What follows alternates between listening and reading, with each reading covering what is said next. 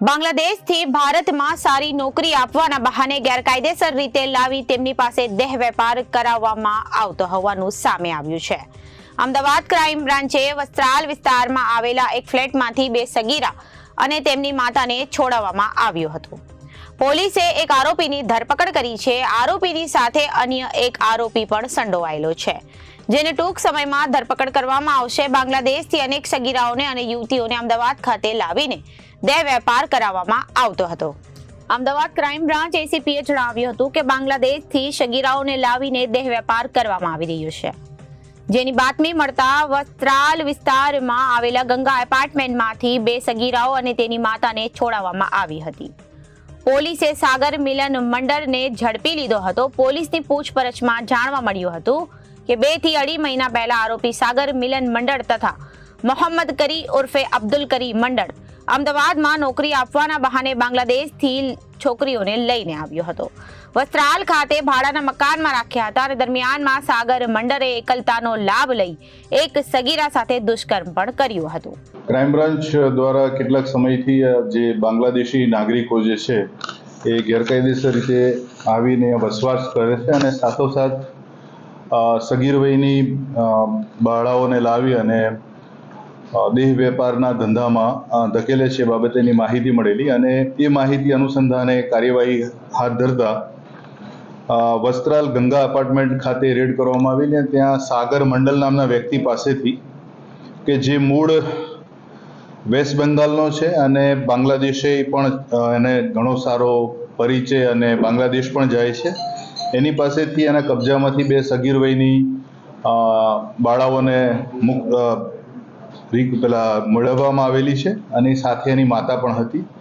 આ જે સાગર મંડલ છે અને એનો સાથી છે મોહમ્મદ કરીમ ઉર્ફે અબ્દુલ કરીમ મંડલ, આ બંને જે છે એ બાંગ્લાદેશમાંથી આ યુવતીઓને અમદાવાદ ખાતે સારી નોકરી આપવામાં આવશે, મોલ ખાતે નોકરી આપવામાં આવશે એ પ્રકારના પ્રલોભન આપી અને અહીંયા લાવવામાં આવેલા અને અહીંયા લાવ્યા પછી આ બંને વ્યક્તિ દ્વારા પણ બંને સગીર બાળાઓનું શારીરિક શોષણ થયેલું છે અને બંનેને દેહ વેપારના ધંધામાં એમણે ધકેલી છે અને એ પ્રકારનો આ વેપાર કરાવતા હોવાના પૂરતા પુરાવા સાથે આ 3 એટલે એની માતા અને 2 સગીર બાળાઓને અત્યારે મુક્ત કરવામાં આવેલી છે અને બંને આરોપી પૈકી સાગર મંડલની આ ગુનાના કામે અટક કરવામાં આવેલી છે અને એના વધુ રિમાન્ડ બાદ આ બાબતે વધુ તપાસમાં માહિતી બહાર આવવામાં આવશે।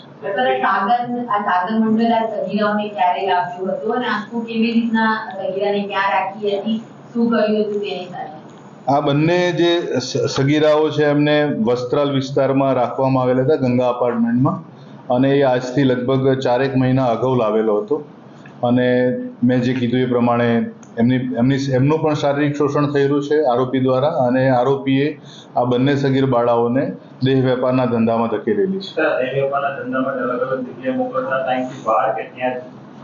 અમદાવાદમાં એ લોકો એમનું જે કાર્યક્ષેત્ર છે અમદાવાદનું છે અને અમદાવાદમાં એ લોકો જે રિંગ રોડ ફરતે જે હોટલ્સ આવેલી છે ત્યાં હોટલ્સમાં એ લોકો અલગ અલગ જગ્યાએ મોકલતા હતા।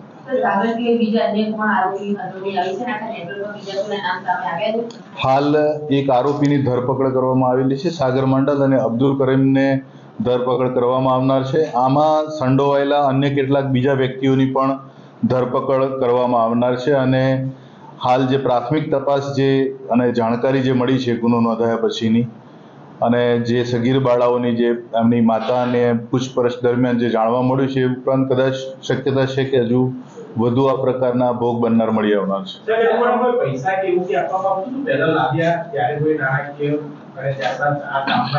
આ સગીર બાળાઓને જ્યારે લાવવામાં આવી ત્યાંથી ત્યારે એમને એવી લાલચ આપવામાં આવી હતી કે એમને ત્યાં પ્રમાણમાં સારી નોકરી મળશે અને એ એમના પરિવારને મદદરૂપ થઈ શકશે, પણ અહીંયા આવ્યા પછીની આખી પરિસ્થિતિ અલગ હતી। શરૂઆતમાં આ જે બંને આરોપી જે છે સાગર મિલન મંડલ અને અબ્દુલ કરીમ દ્વારા બંનેનું શારીરિક શોષણ કરવામાં આવ્યું, એમની ઈચ્છા વિરુદ્ધ એમની સાથે જે પણ થયું ત્યારબાદ એમને દેહ વિક્રયના ધંધામાં એમને ધકેલવામાં આવ્યા।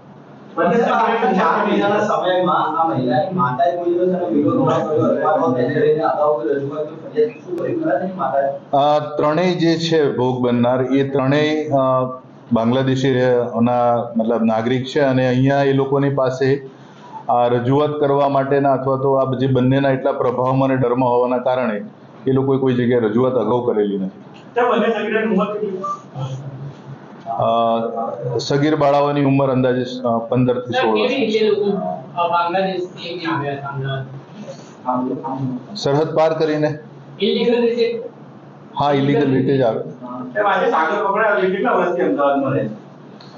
સાગરનું અમદાવાદમાં રોકાણ અનિયમિત છે, પણ એ છેલ્લા 3 વર્ષથી અહીંયા રહે છે. એ હાલ તપાસની કાર્યવાહી હાથ ધરાયેલી છે કે એમણે કોઈ અન્ય ભારતના નાગરિક ન હોવા છતાં અન્ય કોઈ દસ્તાવેજો બનાવેલા છે.